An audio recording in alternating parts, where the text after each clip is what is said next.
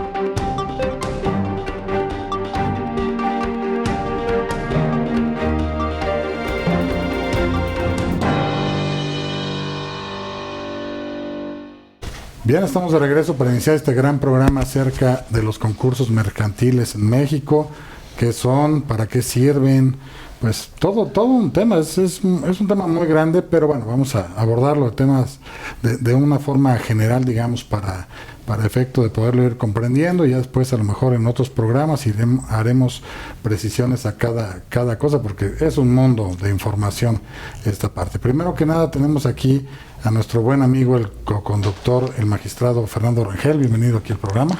Muchas gracias, mi querido doctor. Un placer, como siempre, estar aquí. Un placer de siempre tener, y obviamente todas las pláticas que tenemos son muy interesantes.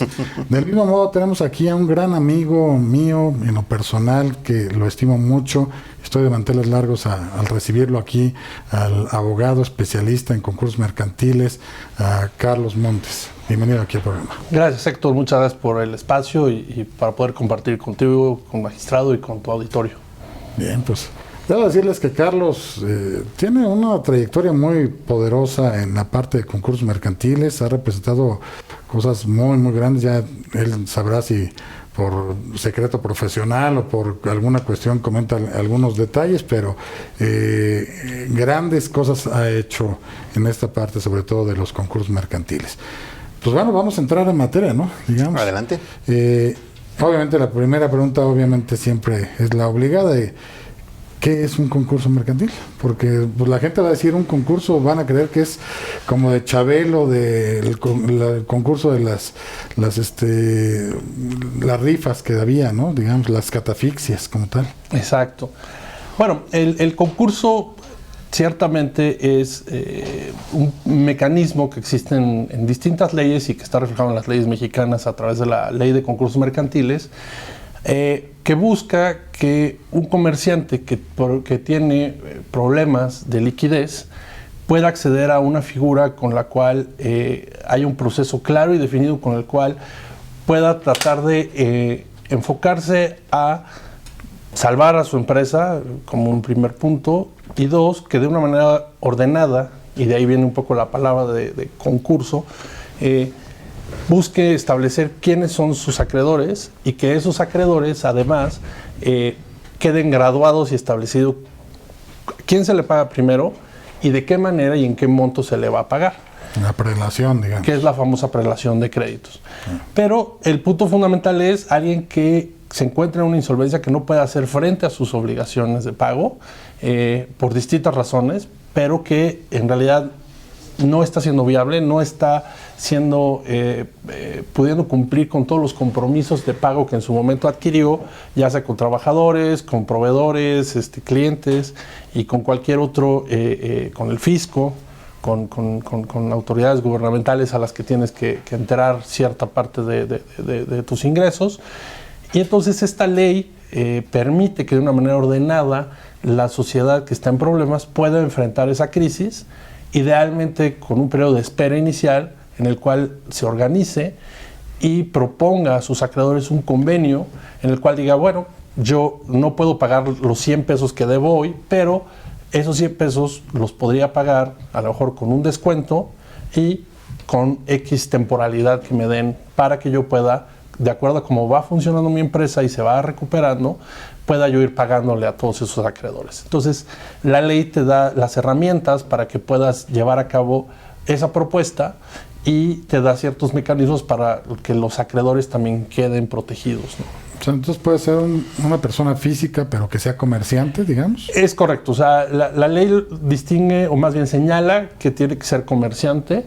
Entonces ahí simplemente persona física o moral, cualquiera. Física o moral que más bien entra dentro de los aspectos que señala el artículo 75 del Código de Comercio, que dice que viene ahí toda una lista de actividades que se pueden considerar como mercantiles. Claro. Entonces, si tu actividad preponderante entra en alguno de esos apartados de actos de comercio, podrías entrar a ser sujeto de esta ley. Claro. ¿No? Esa es como la primera gran característica que debes de cumplir. Digamos, ¿no? Finalmente. Mira, esto debo de mencionarles a todos que México está esperando, o todo el mundo está esperando posiblemente una crisis económica. Digo, no hay que ser ave de mal agüero, pero si se llega a dar, pues es una espléndida figura jurídica para poder renegociar esa parte de no tener la solvencia o no poder cumplir en ese momento con ciertas obligaciones comerciales o legales, ¿no? Finalmente. Sí, y también es importante reconocer que ya en la vida, esta ley empezó a estar vigente en mayo del 2002. Entonces ya tiene 21 años prácticamente operando. No ha tenido quizá la difusión de repente que todos esperaríamos, pero lo que sí ha demostrado es que en los periodos de crisis y sobre todo pues no hemos tenido afortunadamente en estos tiempos un periodo de crisis general tan ardua, pero sí ha habido muchos rubros de las industrias o del comercio que sí han tenido problemas y en su momento han podido acudir a esta ley. Constructoras, me imagino, ¿no? En su momento constructoras, después tuvimos una etapa de varias empresas mexicanas que habían comprado instrumentos de deuda e instrumentos derivados, que también tuvieron problemas, luego vinieron vivenderas, temas bancos, algunas instituciones financieras que recientemente han tenido problemas, ahora otra vez hay algunas constructoras. Son un poco cíclicos, pero al final la ley ha demostrado ser un vehículo útil, obviamente perfectible, pero útil, para atajar esos casos de crisis en ciertas industrias que han necesitado acogerse a esta ley y buscar una manera en la cual puedan cumplir de algún modo con sus obligaciones, pero de una manera controlada, ordenada y sin empezar a tener que enfrentar embargos y ejecuciones y demás cuestiones por cada uno de sus acreedores. La ley te permite que de una manera ordenada hagas frente a todas esas obligaciones. ¿Y esa ley protege mucho a los acreedores? Yo creo que busca ser una ley equilibrada, donde al final del camino, por un lado, se reconozcan los derechos de los acreedores a través de todo un proceso de reconocimiento de créditos y además, pues que también tenga un periodo de espera en el cual baje la etapa de estrés que lleva la empresa, que lleva el comerciante, para que pueda reorganizar su empresa, su operación, eficientarse y después de haber logrado eso, en el periodo de la etapa de conciliación que se llama la ley, poder recuperar el pago y empezar a hacer frente otra vez a sus obligaciones y continuar con la operación, que es lo que más busca la ley, mantener la operación de la empresa. Bien, pues vamos a una pausa comercial, regresamos. Muchas gracias.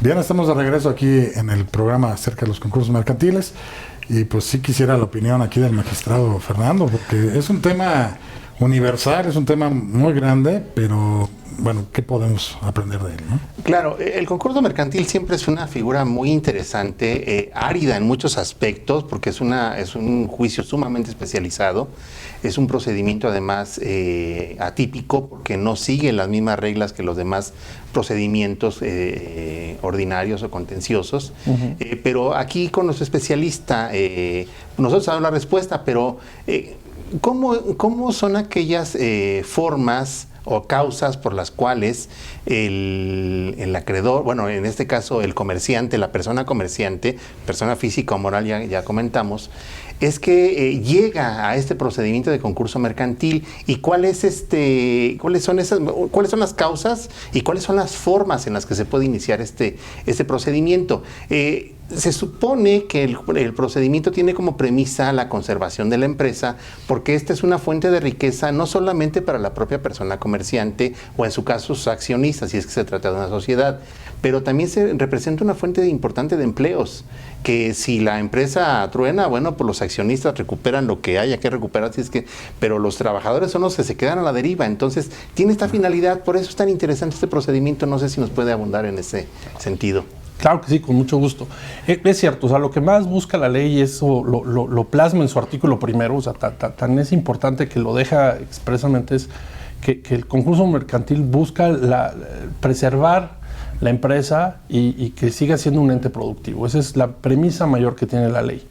A partir de ahí, pues establece una serie de mecanismos para buscar llegar a ese buen fin, y creo que el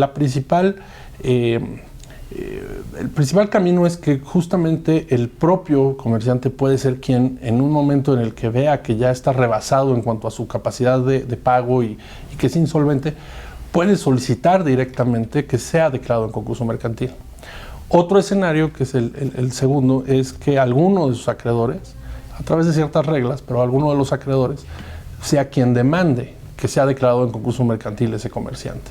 Puede también incluso hacerlo el Ministerio Público en temas ya más complejos, penales, pero las reglas generales, o digamos en la práctica, sucede o que algún acreedor demande o que el propio comerciante, que es lo más común, sea quien se acoja a esta figura y busque este proceso concursal.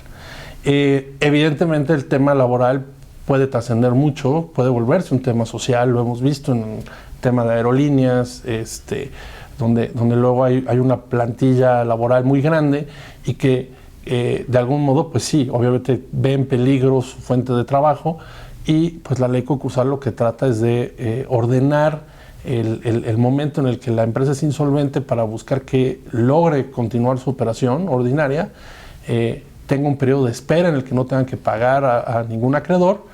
En ese periodo de espera, a la par, se está buscando reconocer a los acreedores y establecer su grado y prelación, es decir, qué acreedores tengo, cuánto les tengo que pagar y en qué orden les tendría que pagar. Ahí es importante destacar que la ley como categoría número 1 establece a los créditos laborales, ¿no? Entonces, sí hay un mecanismo de protección hacia los trabajadores que obviamente va a ir ligado con la viabilidad general de la empresa y con que la empresa pueda salir avante de este proceso de reestructura en el cual continúe con su operación. Y es que eso es importante porque se debe de entender que en muchas ocasiones pues esta empresa no es sola, sino que esta empresa puede ser parte de algo mayor, de un monstruo mayor, en donde a lo mejor, bueno, si es la empresa, la controladora, la que empieza con esa problemática, bueno, hasta esta controlada pues empieza también con esa circunstancia, o viceversa. O puede ser una empresa que sea distribuidora, proveedora de esta otra, y si esta empieza con problemas se va a arrastrar a las otras empresas que dependen del suministro que ella les pueda proporcionar.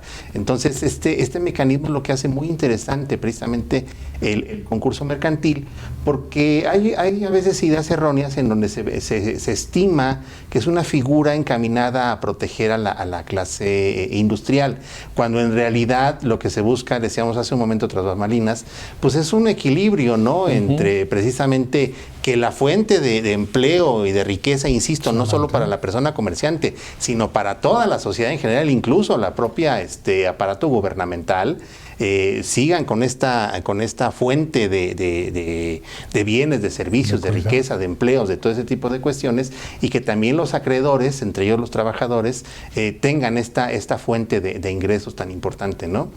Correcto. O sea, al final es eso, ¿no? O sea, de repente creo que la figura del concurso mercantil, como bien dice usted, señor magistrado, está un poco estigmatizada a solo a grandes emporios y con procedimientos de miles de millones de dólares y que además solo buscan privilegiar a algunos, ¿no? Pero la realidad es que pues la ley concursal en realidad, pues, en su texto obviamente no distingue ese tipo de particularidades. Obviamente que de repente es mucho más acogida por comerciantes más sofisticados, por llamarlos de alguna manera, pero la ley al final no está vetada para ningún comerciante. Obviamente, de repente hay ciertos costos procesales que espantan también a la gente de esta figura, pero al final del camino lo que es más importante es que los comerciantes sepan en general que existen estos vehículos legales y que el hecho de que tú no puedas cumplir con la mayoría de tus obligaciones por un momento de crisis de la índole que sea, no significa que vayas a incumplirle a todo el mundo o que tengas que cerrar de un día a otro tu empresa, ¿no? Sino que hay un vehículo que te permite, bajo ciertas reglas procesales, el transitar de ese momento de crisis a un momento donde haya una reorganización interna, una reorganización con tus acreedores y a partir de ahí transitar a una nueva etapa en la cual salgas del concurso mercantil y puedas continuar siendo un ente productivo, siendo un ente que además provea de empleos y genere riqueza, que al final esa riqueza se va a repartir en tus proveedores, se va a repartir en tus empleados y eventualmente pues también en tus accionistas, ¿no? Claro, pero precisamente como tiene esta función, incluso me atreveré yo a llamar hasta de tipo social, es que los presupuestos en los que procede el concurso mercantil no son caprichosos. Esto es, el comerciante no amanece el día de hoy diciendo, híjole, ¿cómo le hago para ganar más dinero? Pues ya no quiero pagar, pues me voy a inventar un concurso mercantil para que haya un plazo de espera, para que haya quitas en los dedos. ¿Cuáles son los requisitos para que proceda? Sí, el tema fundamental que tienes que acreditar es estar insolvente, ¿no? Y ahí la ley te contempla en los artículos 10 y 11 una operación en cierto modo matemática en la cual te establece cuáles son los requisitos para ser declarado en concurso mercantil. Esos supuestos en términos generales es que tú no puedas cumplir con al menos el 80% de tus deudas que se encuentren vencidas en los últimos 30 días con el capital o los bienes que tengas. De esos bienes no se pueden contabilizar todos los bienes, sino son bienes que sean realizables en los próximos 90 días. Es decir, y en algún caso nos tocó que no nos admitieran un concurso por el hecho de que la empresa que quería irse al concurso tenía una serie de bienes inmuebles considerable, tenía muchas tiendas, y los jueces al principio rechazaban diciendo, oye, pues es que sí tienes bienes, no estás en un supuesto de concurso. Entonces ahí había que recordar que los bienes inmuebles, por ejemplo, es algo que no es realizable o no es vendible en 90 días en general. Claro. Quizá alguno, pero no es algo genérico. Entonces, ese tipo de bienes no son susceptibles para contabilizar como bienes para pagarle a tus acreedores. Entonces, se resume en términos prácticos en lo que tienes en efectivo en caja y cualquier otro título accionario o título valor que puedas comercializar en un tiempo muy corto. Si no tienes eso, pero tienes un pasivo, entonces puedes llegar a ser considerado como en situación de insolvencia y acceder al concurso mercantil. Pero hablando de que no es a capricho del comerciante, la ley establece también una etapa en la cual un tercero, en este caso un visitador, que es un experto nombrado por el Instituto Federal de Especialistas en Concursos Mercantiles, que es un órgano auxiliar del Poder Judicial Federal. El IFECOM. El famoso IFECOM, exactamente. Este especialista que será nombrado en su momento y autorizado por el juez para ir a revisar tu contabilidad y tu situación financiera, es el que va a validar a través de un dictamen si estás o no en esos supuestos. No es simplemente que tú, como comerciante, digas yo soy insolvente. Tiene que ir un tercero experto en el tema a hacer una especie de auditoría, llamémoslo en términos muy coloquiales, en la cual va a confirmar o no si estás en esos supuestos de concurso mercantil y va a presentarle un dictamen al juez y le va a decir: juez, considero que esta empresa sí o este comerciante sí está en concurso mercantil en los supuestos de los artículos 9, 10, incluso 11, o no lo está, o es inminente, etcétera. Y entonces el juez, con la información que haya proveído este visitador, más la que el comerciante al solicitar su concurso también haya aportado, valorará todo y dictará una sentencia en la que concede o no el concurso mercantil. Bien, a razón de tiempo vamos a una pausa comercial porque si no nos llama la atención aquí el señor productor. Ahorita regresamos. Muchas gracias.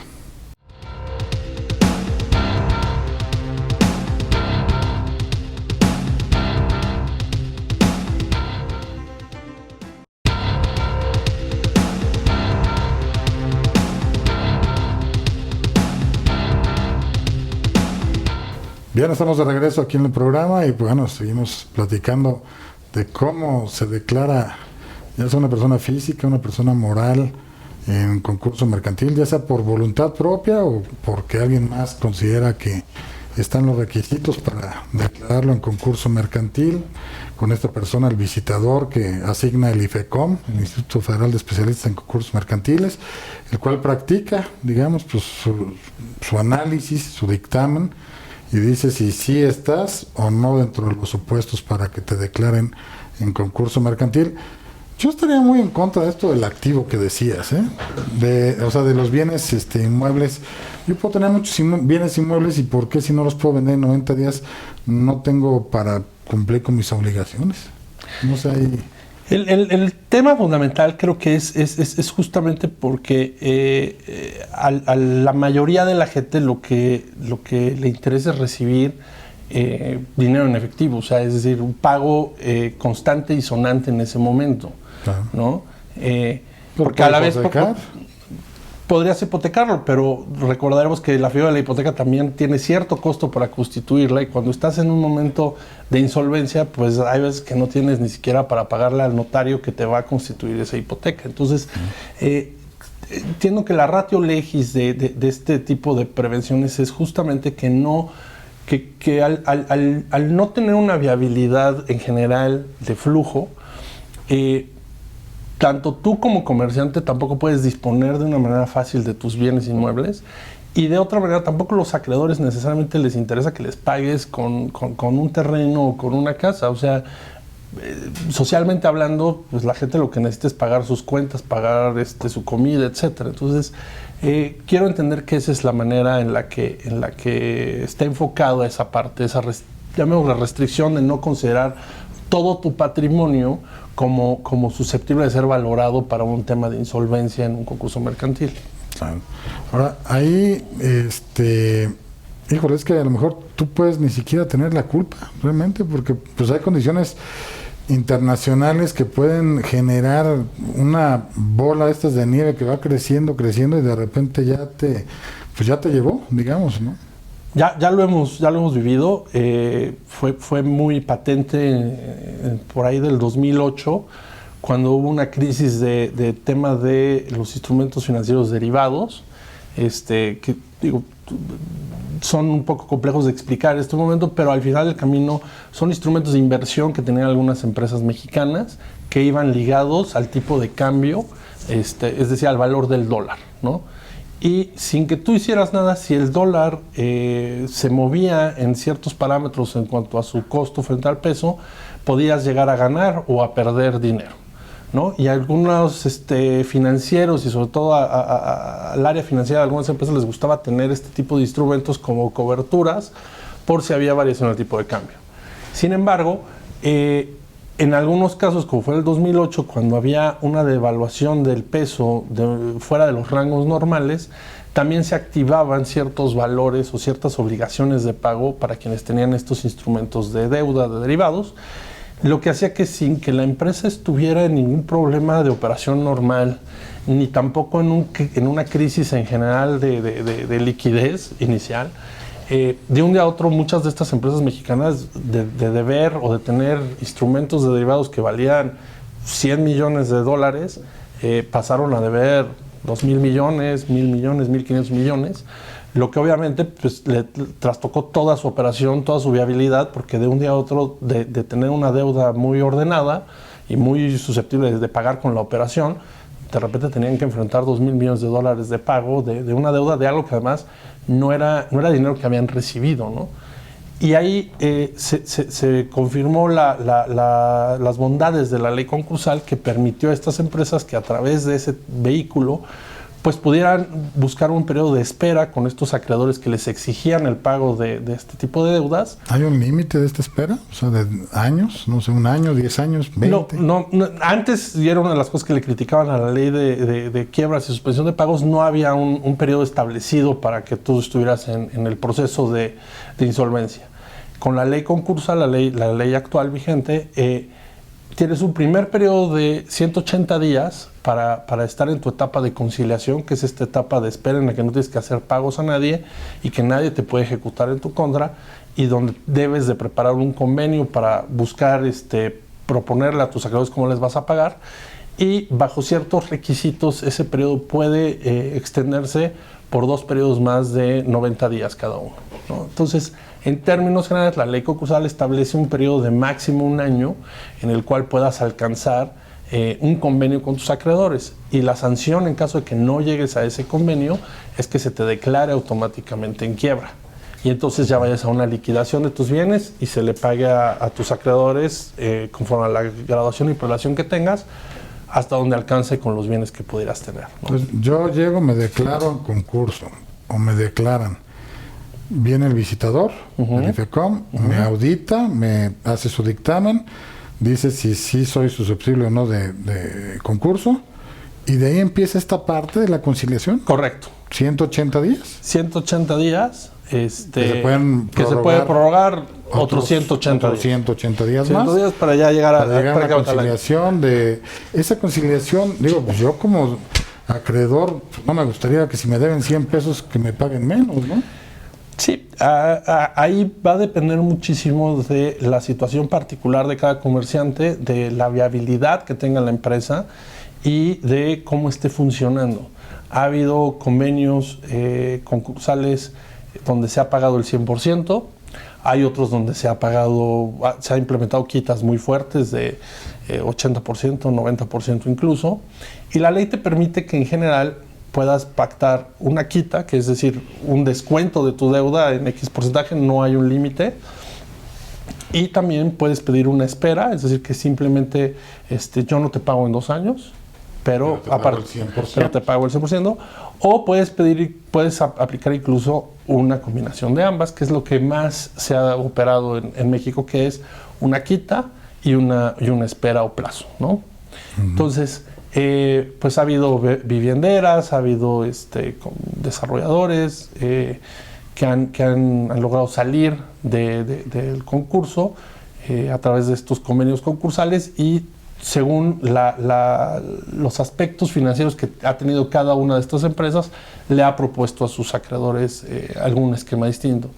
Lo importante, o el candado que pone la ley, o algunos de los candados son que al menos el 50% de los acreedores te acepten ese convenio, firmen esa propuesta de convenio, y que no haya tratos desiguales entre cada uno de los grados que hay reconocidos en la sentencia que te hayan dictado de graduación y prelación de créditos, ¿no?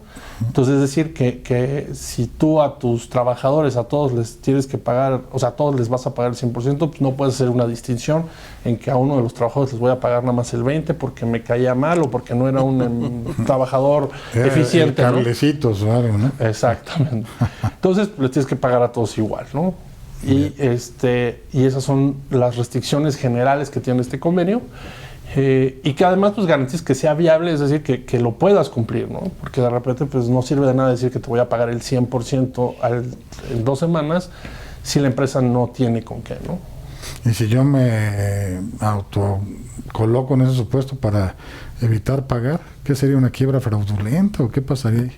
Sí, la ley también contempla, es un buen punto, la ley contempla también el tema de fraude de acreedores, y por ende calificar un poco de fraudulenta la quiebra, que es esencialmente cuando tú buscas transmitir los activos que tenías a partes relacionadas con el fin de ocultarlos o de no hacer frente a tus obligaciones, y cualquiera de tus acreedores pues puede pedir que se investigue tus operaciones previas al concurso para tratar de indagar si hiciste ese tipo de movimientos para deshacerte de activo, que eso es lo que luego pudiera suceder, ¿no? Es decir, yo veo... Luego dicen que empresarios ricos y empresas pobres. Es correcto. La ley contempla una cosa que se llama el periodo de retroacción, que es un periodo que le llaman, es el periodo sospechoso, es decir, es un periodo revisable de operaciones previas a que fueras declarado en concurso mercantil. Que la ventaja que tiene es que además el acreedor puede pedirle al juez que le amplíe el tiempo anterior que considere, si es que tiene elementos para probar que hubo algún movimiento extraño. Mediante un incidente y de manera relativamente sencilla, puede el acreedor que considere que hubo esa actitud fraudulenta pedirle al juez que amplíe el periodo de retroacción para que entonces se pueda revisar o controvertir alguna operación que tengan identificada como probablemente fraudulenta, ¿no? Bien. Entonces hay esa protección que da la ley. Esto de la retroacción es bien importante porque efectivamente permite investigar que no hubo actos sistemáticos de fraude de acreedores, ¿no? Ahí donde la propia empresa se sabotea para generar eventualmente esta figura de la insolvencia. Entonces, a mí me parece bien interesante todo este punto porque lo que comentaba Héctor hace un momento, claro, yo como acreedor pretendo cobrar todo, pero de nada me sirve pretender cobrar todo si eventualmente la empresa ya no es viable y si quiebra, pues corro el riesgo de no cobrar nada. El 100 de nada. Sí, porque finalmente si quiebra, entonces sí, nos vamos a esta prelación que se comenta, no es una tabla de privilegios, no, sino que parte de la premisa de que van en primer lugar precisamente la clase más desprotegida, que son los trabajadores.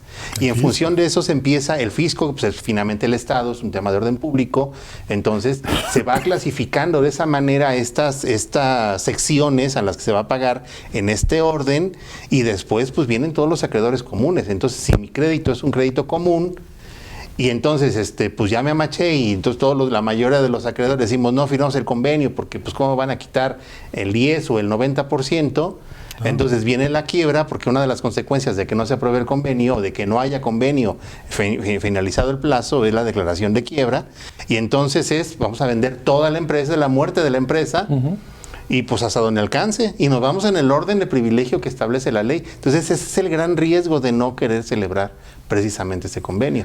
Y por eso creo yo que le llaman a esta etapa en la ley concursal de conciliación, ¿no? O sea, es decir, ambas partes, acreedores y comerciantes, tienen que conciliar primero sus créditos y sus montos, y luego creo que también va implícito una conciliación en cuanto al hecho de, ok, me incumpliste, comerciante, pero yo como acreedor no puedo tampoco ponerme en una postura radical, porque entonces mato al ente productivo, y entonces mi posibilidad de recuperación pues puede volverse nula, y también hay casos de ese tipo, ¿no? Claro. Entonces siempre pues se tiene que privilegiar esa conciliación, y es por eso a través de un convenio, no es una imposición de la ley, cómo se debe de salir de esa etapa, ¿no?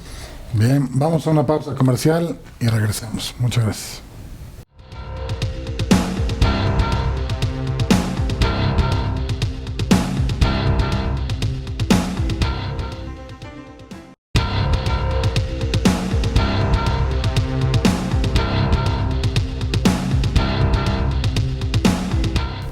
Bien, estamos de regreso y pues bueno, es un tema muy interesante, pero nacen muchas inquietudes, muchas dudas. Ahorita me viene a la cabeza, después de estar escuchando aquí al licenciado Montes, ¿en qué momento la gente, los acreedores, meten ahí sus solicitudes de, a ver, me debes esta factura, a mí me debes esto, quiero que me pagues, qué tanto me pagas, en qué tiempo? ¿Qué pasaría? O sea, ¿en qué momento lo hacen ellos? O sea, ¿desde qué parte lo tienen que presentar o algo? Ese es un punto muy importante, creo que lo mencionas, porque la ley contempla, pues sí, un elemento de publicidad primero, que es que una vez que te declararon en concurso mercantil, se debe de publicar esa sentencia en el diario oficial, a efecto de que pues cualquier persona interesada se entere de que hay un proceso concursal del comerciante. A partir de que se publica esa sentencia, los acreedores tienen un primer periodo para solicitar su reconocimiento de crédito, que es de 20 días naturales después de publicada la sentencia. Esto se hace a través de un formato que ya está en la página del IFECOM, que se llena y que ya viene ahí distintos apartados, pero que en esencia son pues, los datos esenciales del acreedor, su nombre, cuáles son los documentos con los que acredita o con los que considera que tiene una relación jurídica con el comerciante, y también viene un apartado específico donde estableces el monto que pretendes que sea el que se te reconozca, y además el grado. Viene toda una lista de opciones que es muy fácil de llenar para que el acreedor pueda establecer, bueno, yo deseo que se me reconozca como un acreedor común o como un acreedor privilegiado, laboral, lo que sea.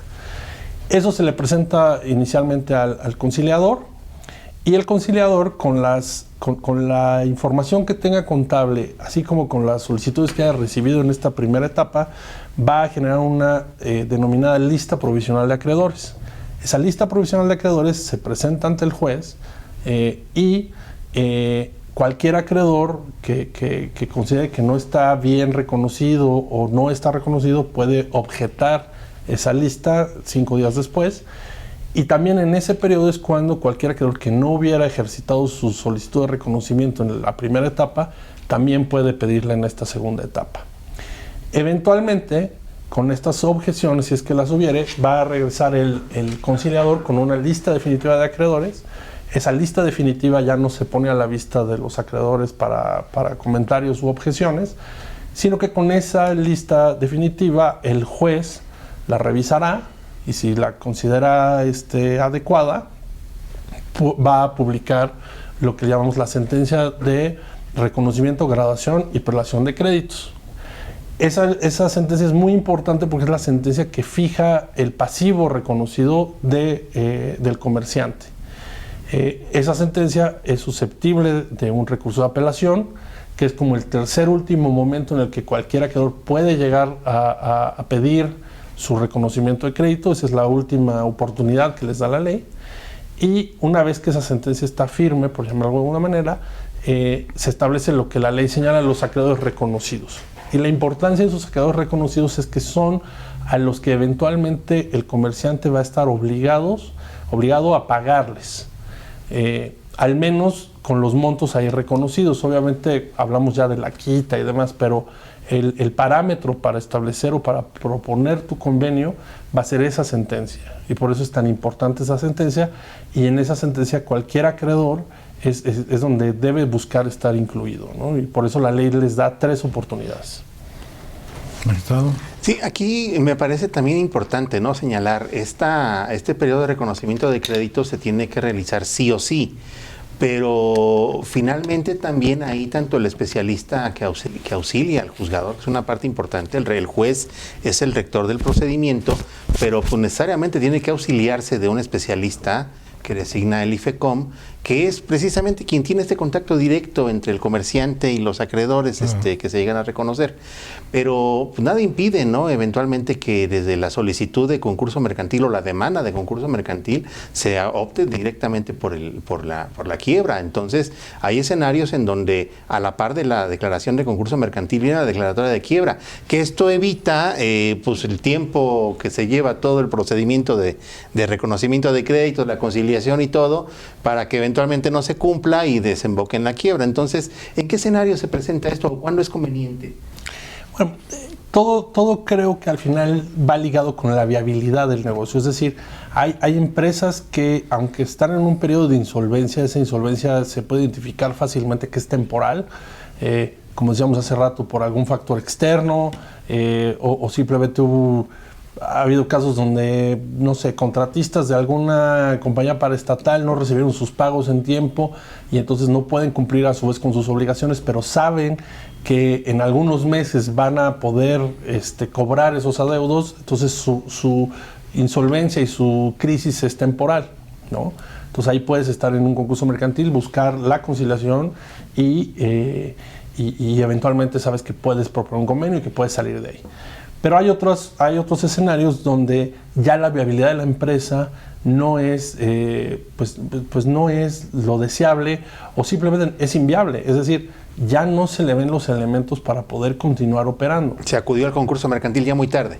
Se acudió muy tarde, que eso es algo que sucede. Muchos empresarios, pues es muy difícil que tomen la decisión de irse a la quiebra o al concurso mercantil, y cuando como abogado nos buscan para que los asesoremos, de repente es, oye, pero es que ya no tienes empleados, ya no tienes clientes, ya tus cuentas por cobrar son de muy pocos pesos, pero le debes a muchísimas personas, y además a lo que te dedicabas es un negocio que en este momento no está operando, o ya nadie te quiere vender. Entonces no hay viabilidad en tu negocio. Entonces ahí lo que se les dice es, bueno, creo que tienes que acudir a la quiebra, que es un vehículo en el cual de una manera ordenada vas a liquidar a tu empresa y vas a tratar de pagarle a todos tus acreedores también de una manera ordenada, también con la misma prelación, porque lo que sí se hace en la quiebra es la sentencia de graduación y prelación de créditos, y pues liquida, o sea, el síndico en este caso, que es el especialista que ayuda en la quiebra, verá la manera en la cual pueda maximizar la venta de tus activos y pues que le pagues a los acreedores hasta donde alcance. Pero normalmente la pauta la marca la viabilidad real de la empresa. Si es una empresa que ya no es viable, pues muchas veces la recomendación es ya no pierdas tiempo, dinero y esfuerzo en una conciliación, sino vete directo a la etapa de quiebra. Y es una manera de liquidar y de concluir la vida jurídica de esta empresa que ya no fue viable para los actos de comercio. Algunas señales, digamos, para que esos empresarios o personas físicas puedan tomar esta decisión, porque debe ser algo difícil, ¿eh? O sea, yo siempre, creo que muchos dirían, sí se va a poder, hasta que ya está el niño ahogado, ¿no? Como tal. Sí, ese es un buen punto. La mayoría de las señales van justo con que la recomendación es al empresario estar revisando sus números, cómo está realmente financieramente hablando. Es decir, no porque tú creas que el negocio puede ser muy bueno o porque recuerdas que en alguna época anterior era un gran negocio. Los números, la verdad es que son fríos, y los números te van marcando cuánto estás vendiendo, o qué servicios estás colocando, o qué insumos estás produciendo y vendiendo. Entonces eso es lo que tienes que ir revisando, ¿no? Cómo va tu viabilidad real, y al momento en el que empiezas a tener trabajo para poder cumplir las obligaciones que asumiste, las obligaciones de pago, ahí es donde tienes que empezar a evaluar qué tantos activos tienes, qué tanta liquidez tienes, y si esa liquidez es suficiente para hacer frente a lo que traes enfrente de pasivos.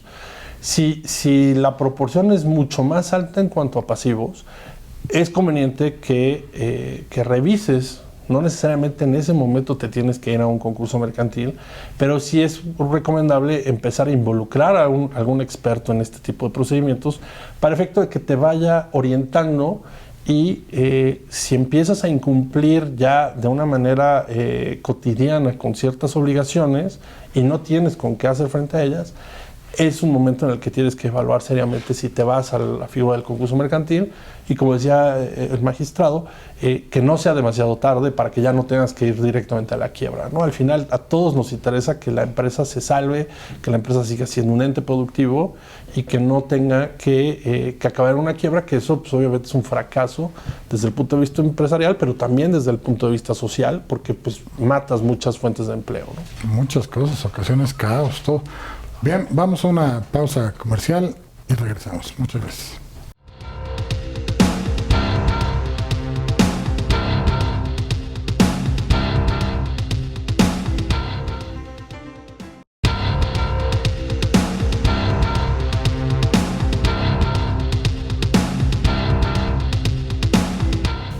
Bien, estamos de regreso en este último bloque de Justicia para Todos, de este gran programa de concursos mercantiles. Híjole, a razón de tiempo, pues algunas conclusiones que nos puedan señalar. No sé si aquí el magistrado, ¿cómo ve las conclusiones? Es un tema muy grande, entonces a mí me gustaría, con la anuencia de nuestro conductor principal, de comprometer a nuestro invitado a que nos siga visitando para seguir platicando quizás de temas más particulares, pero ahorita para que nuestra audiencia tenga más o menos una idea, si cerrar el círculo en este aspecto. Bueno, ya vimos cómo inicia el concurso mercantil, vimos las hipótesis para que sea procedente la declaración de concurso mercantil, las formas en que puede iniciarse, ya vimos este tema del reconocimiento de los acreedores, el procedimiento de conciliación, pero ¿en qué momento, como todo procedimiento jurisdiccional, podemos estimar que cumple su objetivo o que eventualmente, por la razón que sea, debe de concluir? Pues mira, creo que ahí al final la ley sí afortunadamente es bastante clara, nos ayuda mucho a marcarnos los tiempos, porque al final el legislador estableció etapas muy concisas de cómo es el proceso concursal, ¿no? Entonces, si una vez que agotas los periodos de la conciliación, que lo que busca es que termine con un convenio, si lo consigues, pues automáticamente ese convenio es el que regirá, innovará todas tus obligaciones y seguirás adelante sujeto a ese convenio, pero ya operando de manera normal y fuera de concurso mercantil.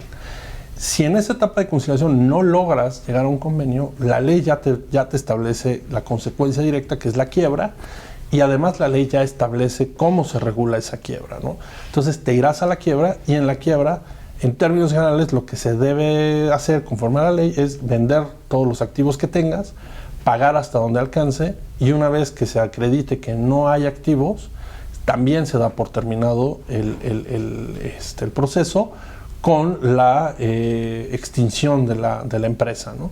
Entonces la ley creo que en este caso sí te deja muy claro, o sea, no da pie a demasiadas interpretaciones de cuándo y cómo debo de transitar una vez que entré a este tipo de procesos, lo cual creo que es muy favorable para el caso de que cualquier persona que tenga cierta incertidumbre de oye, me voy a tardar 40 años en un litigio, ¿qué va a pasar? Bueno, aquí la ley en términos generales creo que es bastante clara.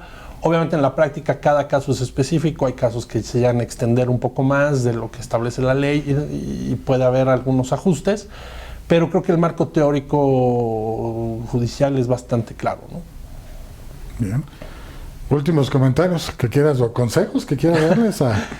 Pues yo creo que al final es que tu auditorio conozca que existe esta figura que lleva la ley 21 años vigente, ha tenido algunas modificaciones, sigue siendo perfectible, hay bastante interés de varios sectores de seguirla mejorando, y que al final del camino el hecho de que una empresa caiga en un periodo de insolvencia no debe ser considerado como el fin del mundo, sino que puedes acudir a este tipo de figuras y buscar prevalecer después de una etapa de crisis y seguir adelante como un ente productivo. Y además, si no se puede lograr esa supervivencia, pues también hay un mecanismo legal establecido para que puedas concluir con la operación de tu empresa mediante una quiebra, que será un proceso ordenado y que pueda permitirte a ti como comerciante pues concluir esa etapa que a lo mejor no fue la ideal, pero pues poder seguir dedicándote a esto y emprender nuevas cosas, ¿no? Porque esto luego para los emprendedores de repente causa mucho ruido el que si fracasan en ese proyecto emprendedor, ¿qué va a pasar, no? Bueno, nadie busca el fracaso, pero afortunadamente existe un mecanismo para que en caso de que se fracase o se entre a una etapa de crisis, se pueda enfrentar este periodo de una manera ordenada, ¿no? Bien. ¿Algún saludo a alguien más? Porque ya estamos próximos de terminar aquí el programa. No, pues nada más a sus órdenes, y muchas gracias por la invitación. ¿Dónde te podemos contactar en caso de que alguien desee pues tus servicios legales? Sí, pues a través de mi página, de la página del despacho, es www.3r.mx. Ahí estamos a sus órdenes, ahí está el contacto. ¿Algún teléfono donde te puedan localizar?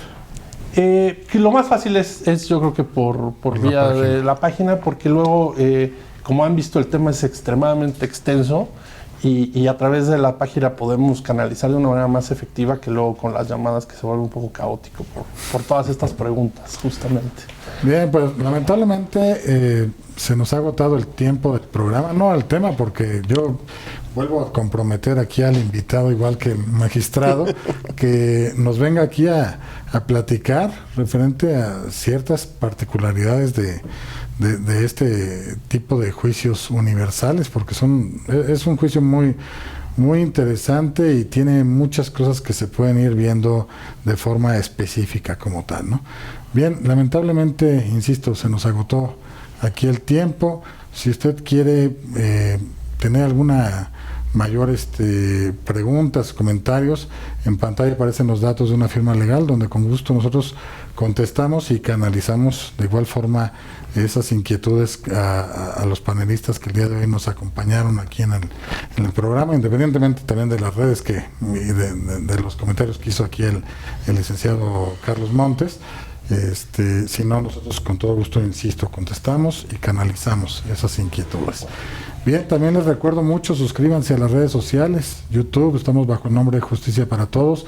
Déjenos todos sus comentarios, observaciones, porque todo eso es muy importante para que nosotros crezcamos como programa, sepamos qué temas son los que quieren que abordemos, a quién quieren que invitemos, como los especialistas que hoy están aquí en el programa. También sigan las redes de Facebook, Twitter, Instagram, Justicia para Todos TV, o también sigan estas otras redes que también se llama Abogado Héctor Becerra Orefice.